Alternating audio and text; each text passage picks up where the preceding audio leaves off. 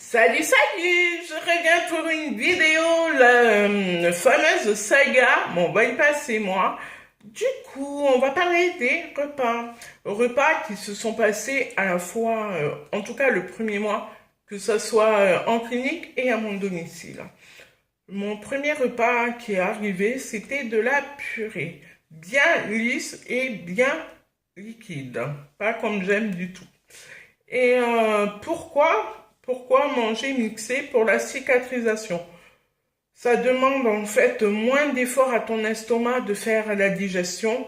Du coup, ça passe plus vite et il y a moins de... Voilà, c'est une histoire de muscles. Hein. Faut pas oublier que l'estomac et tout ça, ce sont des muscles, ils se contractent et voilà. Donc, on évite de faire des efforts, que ce soit niveau sport et niveau nourriture. Du coup, c'est que mixé. Pas de sucre, pas de gras. Et de toute façon, quand tu vois ce que te fait le sucre et le gras, t'évites après, mais ça, on en reparlera dans une prochaine vidéo. Mon premier repas qui a été la purée, je l'ai mangé tranquillement, mais je me suis arrêtée bien avant que je sente quelque chose. Parce que quand je me suis dit, on va arrêter de manger, parce que j'avais peur de mon ami Vomito. Oui, oui, faut pas. Enfin voilà, moi, mon ami Vomito, ça ne tente pas d'être son ami, tu vois. Et du coup, j'arrête un petit peu avant de manger à chaque fois, comme on appelle la cuillère de trop.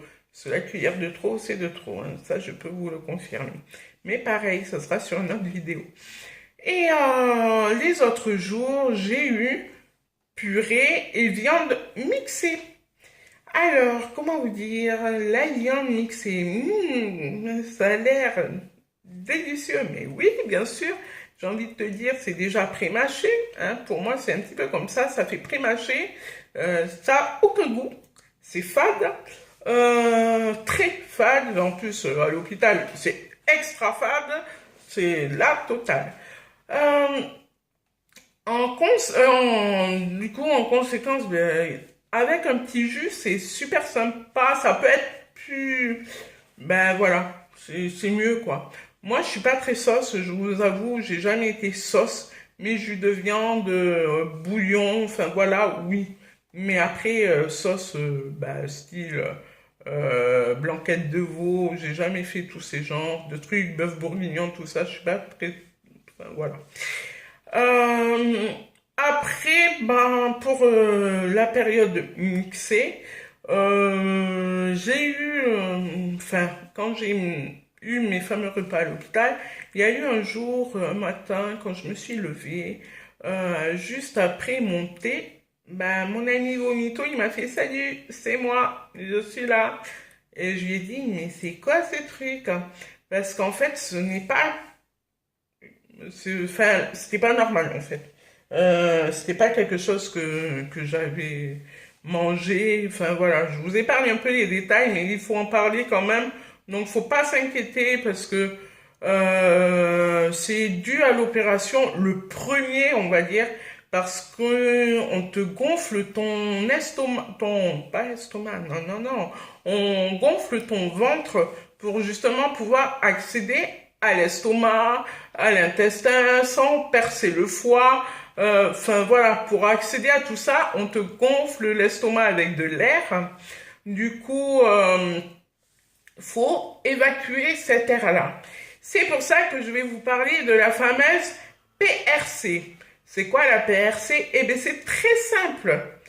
Tu ne pètes pas, tu ne rotes pas, tu ne chies pas, égal, tu ne sors pas. Voilà, donc quand on vient te voir dans ta chambre, les infirmières te posent toujours la question, même le chirurgien d'ailleurs, te pose la question en te disant est-ce que vous avez pété?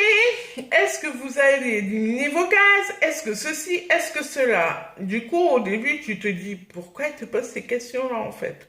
Et j'ai cru comprendre que, voilà, faut éliminer l'air qu'on t'a inséré dans ton corps, quoi, tout simplement. Puisque, il y a des personnes pour qui c'est différent, je tiens à le préciser. Les gaz remontent très haut pour certains. Ils vont jusqu'à l'épaule. Il y en a d'autres, c'est en bas du dos. Enfin voilà, il y en a vraiment. Donc quand ça se balade, mamma mia, tu le sens. Hein. Tu sens la bulle d'air faire bouh, bouh, et là, t'as envie de la prendre et de la crever. Hein, je te le dis de suite. Hein. Donc voilà, la fameuse PRC.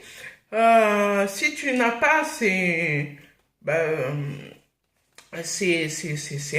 trois règles, enfin cette règle-là, ben en gros tu sors pas quoi, t'as pas trop l'autorisation de sortir ou en tout cas on te surveillera beaucoup plus. Bon, en tout cas c'était pour moi, donc peut-être que pour vous c'est différent, mais en tout cas je tiens à vous préciser et à vous tenir au courant. Pour ce qui est des repas à mon domicile, j'ai opté pour plusieurs choses. Purée, ok, mais avec de la vraie pomme de terre. C'est beaucoup plus bon, c'est même 10 fois meilleur. De la viande, peu importe ce que j'avais comme viande, hein. C'était poisson, volaille, jambon, mais c'est un peu chiant. C'est un peu chiant parce que ça fait granuleux plutôt, c'est pas lisse comme ça devrait être. Voilà, j'ai aussi varié avec des petits pots de bébé. Donc ça, c'était pas mal parce qu'en fait, le premier mois, franchement, de cuisiner des pommes de terre tous les jours, d'en manger tous les jours, ça commence à devenir super lourd. Hein. Euh, j'ai varié avec des pots de bébé. J'en ai acheté quelques-uns. Hein. C'est vraiment pas parce que, par exemple, je sais pas si vous voyez un petit peu le pot de semoule. Ça, c'est pas mal. Tu peux le manger à la fois chaud ou froid. Il est assez grand. Ben, enfin, je pense qu'il fait ça. Il fait un double d'un pot de bébé normal. Voilà, il doit faire ça. Ben moi, je faisais 3 repas dedans. Voilà, je tiens à vous le préciser. Du coup, t'as pas besoin d'acheter 10 pots. Non, non, non. Voilà, 2 pots. De la compote, du coup, bah, t'aimes bien changer. Et les pots de bébé, franchement, c'est pas mal, quoi. Pomme banane et tout ça, c'est super bien. Euh, du coup, en plus, c'est sans sucre ajouté. Ça peut t'aider bah, à faire ton suivi et à éviter que tu cuisines à chaque fois. Après, pour ce qui est des pommes de terre, ben, faites-les toutes cuire. Enfin, moi, c'est mon conseil. Vous faites cuire vos pommes de terre au four dans leur peau. Comme ça se conservera mieux et plus longtemps au frigo. Et voilà, comme ça, tu as juste à l'écraser et après à réchauffer au micro-ondes, sel, poivre, beurre, enfin, ce qui te tente, quoi. Euh, ce qui te tente. Et pour les petits pots, le petit déjeuner, c'était biscottes. Alors, on te demande de prendre des biscottes parce que ça se ramollit. Le pain, laisse tomber. J'ai essayé après, après la cicatrisation, mais je vous en parlerai plus tard. Du coup, biscottes avec un peu de beurre, ta boisson habituelle ou un yaourt. Enfin voilà, à toi de faire ce qui te tente le plus. Faut essayer, faut tenter, c'est le but. Du moment que ça reste mixé. Ensuite, ben, pour la routine, c'est que le matin, c'était petit déjeuner collation, repas de midi. Le repas de midi, tu te contentes de ta purée et de ta viande hachée, enfin mixée même, hein, c'est pas haché. Tu manges ton féculent et ta viande hachée. Et ensuite, 2 heures après, grosso modo, voire même plus, hein, ça dépend des moments, tu prends ton goûter, mais en fait, c'est ton dessert. Grosso modo, c'est ça. Pour le repas du soir, c'est pareil. Tu prends ton féculent et ta viande mixée, et 2-3 heures après, voire plus tard, tu prends ton dessert, tout simplement. Du coup, le premier mois, pas de sucre, pas de gras. C'est un petit peu comme le régime préopératoire aussi. Euh, voilà. pas de gras. À bannir. Alors, les trucs à bannir, moi, pour ma part, c'est ce que j'ai entendu et je confirme parce que j'ai vu des copines avec qui elles ont repris leur poids, voire beaucoup de poids en plus. Le soda, faut pas en prendre. Il y a des chirurgiens qui te disent non, ça fait rien. Il y en a d'autres qui te disent ah si, si, si. Du coup, les protocoles sont complètement différents. Mais après, j'ai envie de te dire, quand tu bois une gorgée de coca, enfin de soda en tout cas, ben, t'es vite rassasié pendant une demi-heure, trois quarts d'heure. Du coup, tu t'amuses pas en repas de famille à boire l'apéro, un soda. Clairement, non. Après, ce qui est à bannir, ben, enfin en tout cas, non, ce qui est à bannir, c'est des sodas et le chewing-gum.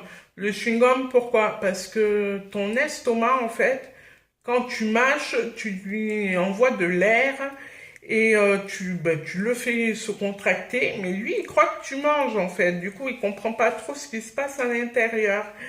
Et faut pas, enfin, c'est de l'effort en trop, c'est de l'effort pour rien. Tu mâches, tu mâches, tu lui informes que tu es en train de manger alors que c'est pas vrai. Euh, Tu lui envoies de l'air, mais du coup, lui, il croit qu'il est plein. Mais enfin, quand c'est l'heure de manger, ben, tu ne peux pas manger. Voilà, tout simplement. Ce qu'il faut faire aussi, c'est ne pas boire pendant les repas. Pourquoi? Parce que lorsque tu bois, tu remplis ton estomac. Du coup, tu ne manges plus. Et l'eau n'est pas nutritif. Voilà, hein, c'est pas, il n'y a pas de, il n'y a pas de vitamines, il n'y a pas de féculents dans l'eau. Hein, donc, ta journée, tu vas être très vite capoute. Du coup, pareil, mais ça, c'est moi qui me suis mis automatiquement. Mais je l'avais entendu aussi parler sur un reportage. Je ne bois pas 45 minutes avant le repas et 45 minutes après le repas. Ce qui me fait, voilà, en gros, je ne bois pas, pardon, pendant 2 heures, grosso modo, à chaque repas. Mais par contre, il faut boire énormément d'eau. Et ça, pareil, ça sera sur une autre vidéo. J'ai beaucoup de vidéos, dis donc, à faire. Mais bon, c'est pas grave. Ça va amener du monde. Tout le monde va regarder, tout le monde va se motiver. Du coup, ça va être super cool. Euh, voilà. Je pense que je vous ai tout dit sur les repas, en tout cas du début. Pour ce qui est des courses, ben, il n'y a pas trop de courses à faire le premier mois en tout cas. Si tu fais comme moi, je stocke la viande dans le congélateur et après je fais mes courses au marché pour les légumes. Donc, enfin, du coup, là, pour les pommes de terre, du coup, c'est assez vite rentabilisé, hein, la chirurgie. Voilà.